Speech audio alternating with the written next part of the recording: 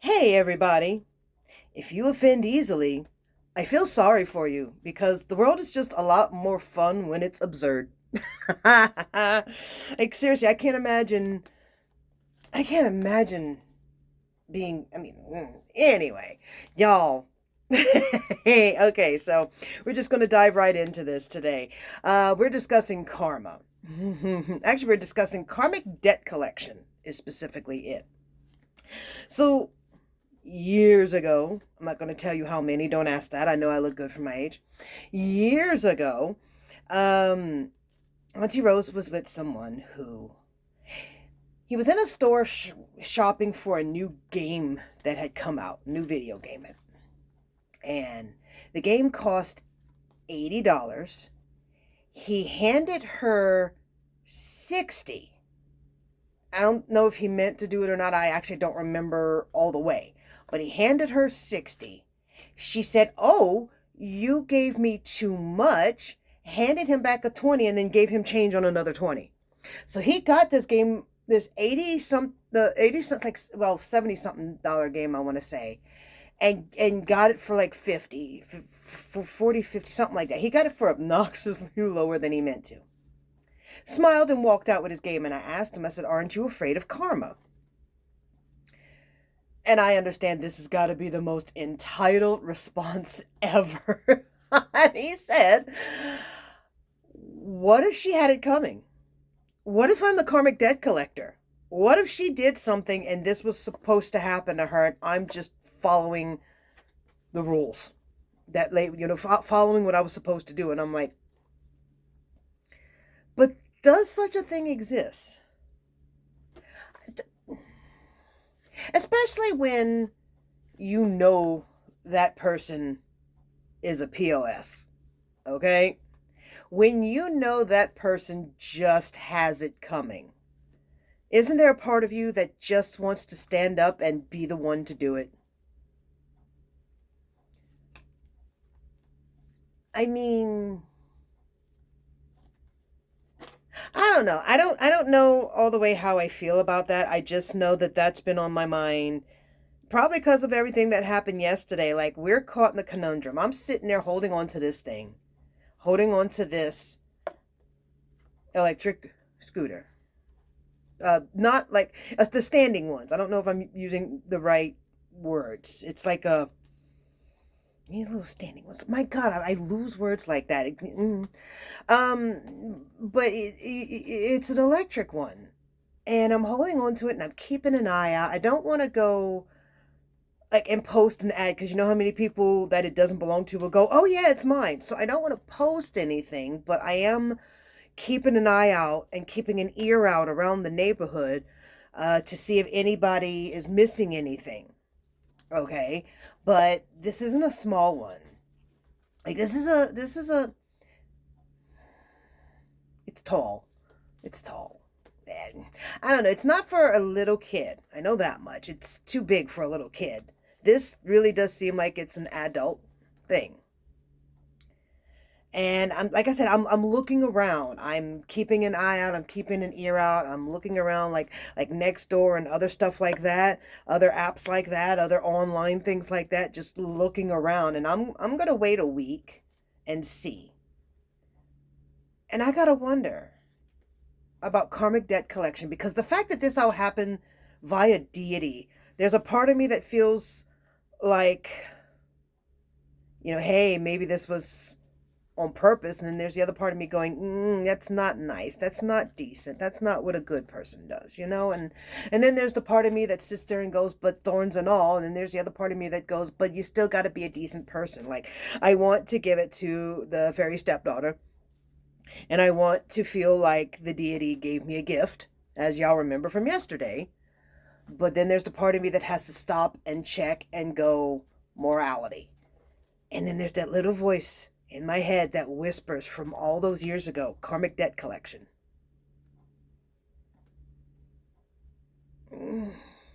It's a bullshit concept, but I'm sure it exists. You never know what the chain of events were. I used to actually have that conversation with my clients back when I was still working in the store that, am I'm flipping her upside down. That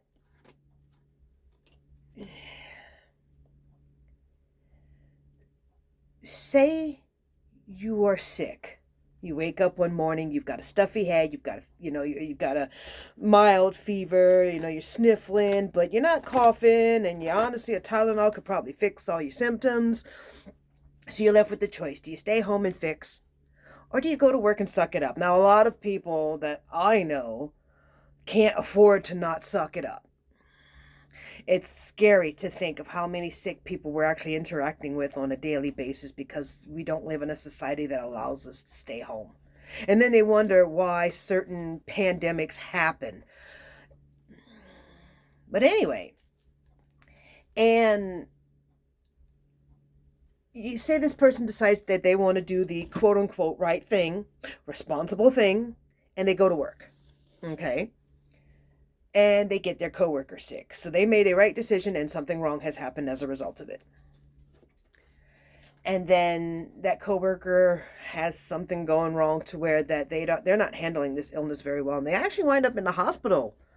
So something really wrong has now happened as a result of a right decision. And then the nurse that's taking care of them is the love of their life. They meet the one while they're there. Something good has just happened as a result of something going wrong. Something going really wrong. So something right has happened. Something that seems almost serendipitous. Almost divine. And you gotta wonder, was it right or wrong to stay home from work? Is it right or wrong to go in anyway while sick? What were you supposed to do? I'm going to hold on to this thing for a week, y'all. And then I'm giving it to the fairy stepdaughter. And if you think I'm awful for that, know that I'm going to spend the next week discussing that with myself, and your opinion on the thing doesn't matter. Remember, St. Alan reads the comments. All right? So, because what are the odds?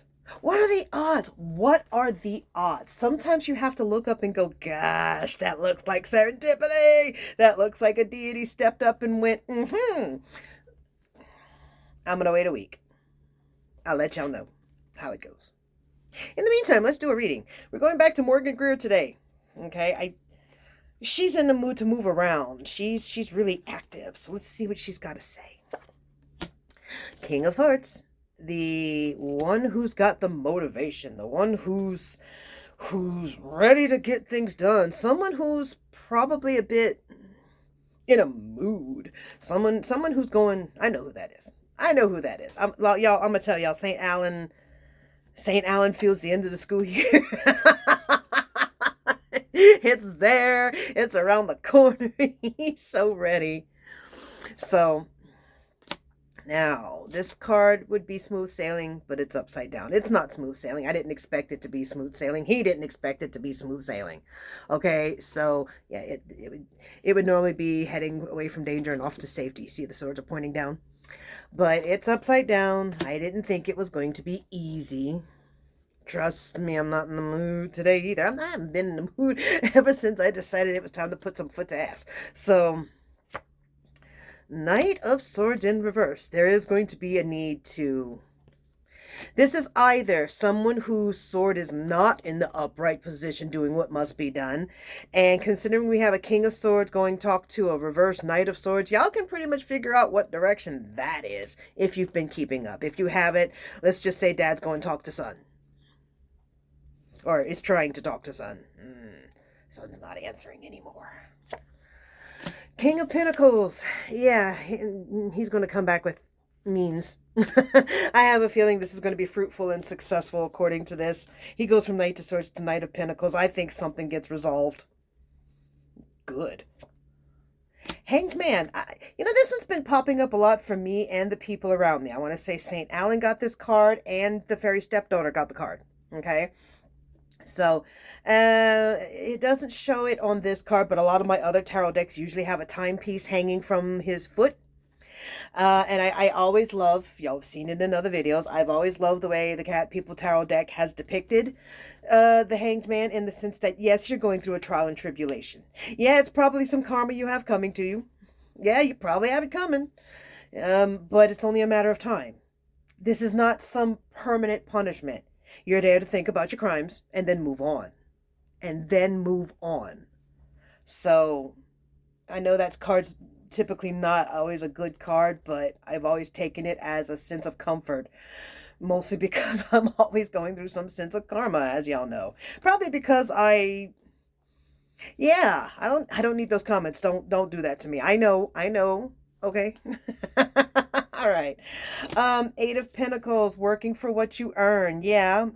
This summer we're going to take care of a few things. And y'all know Auntie Rose is looking to find where she fits in, where she belongs, and where she can be of most use for income. So, Wheel of Fortune's in reverse. What goes down must eventually come back up. And again, just like the Hanged Man, I've always taken comfort in the fact that, oh, I'm on the downslope now. That means I have nowhere to go but up. I'm telling y'all, it's about to get better. And I know I've been in the slump for far too long now, because depression, because the need to thrive instead of survive. Like, I know I deal with the guilt of having been selfish about that, because I should have been trying harder. But y'all, I really just broke. Right around 2019, I just broke. And it has been a struggle to come back out of it.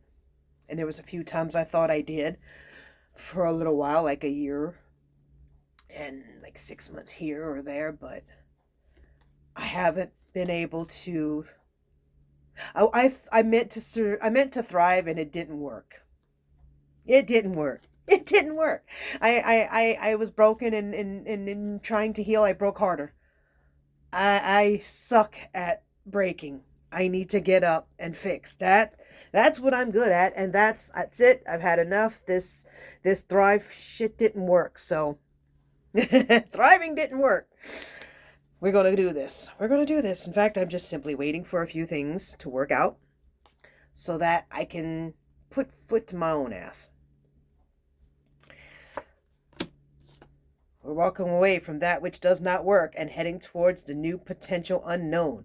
It might work out there. It might not work out there. But we know it's not going to work hanging around here. Don't get me wrong. I'd love to stay and continue being comfortable. But that's not. I haven't been thriving under that condition. I thrive better when I'm trying to survive. So the universe pushed me into a position where I have to survive now. Hell of a way to make me get off my ass, and it's not a pleasant one, but if it's effective, I don't care. King of Cups. I do anything for my love. I do anything for St. Alan. Plus, King of Cups could technically kind of sometimes represent me in the fact that I am the emotional ocean. I am the cardinal water sign, and the king represents the cardinal water sign in a tarot deck. Yes, the four suits represent the elements, in case you hadn't figured that out. So, and the Fool. You know, this kind of goes along with the theme that, you know, the Six of Swords and the Eight of Cups and now we got the Fool. It's you're going into the unknown, and you're probably being a damn idiot about it. Which that fits. That absolutely fits, because you see in the card, you know, the rose is his hope, and his hope of the things that could happen, and the dog is sitting there trying to warn him of the things he hasn't seen yet and that he's not paying attention to. So it's a journey. So, all right, folks, final card, and then I've got to go put foot to ass on myself. All right, final card. This is for y'all. This is to give y'all just a sense of, hey, this is what theme y'all are under today. This is what your energy's at. All right, so we have a reverse Eight of Wands. Be careful, but apparently y'all are in the energy too. Be careful where you're jumping off to. Make sure you look before you leap. Okay, you might be jumping into unsafe territory. All right. Y'all, it's been a pleasure as always. For the most part. No, I'm kidding. Y'all are great. Mostly because I can't see y'all from this end of the screen. Bye, y'all.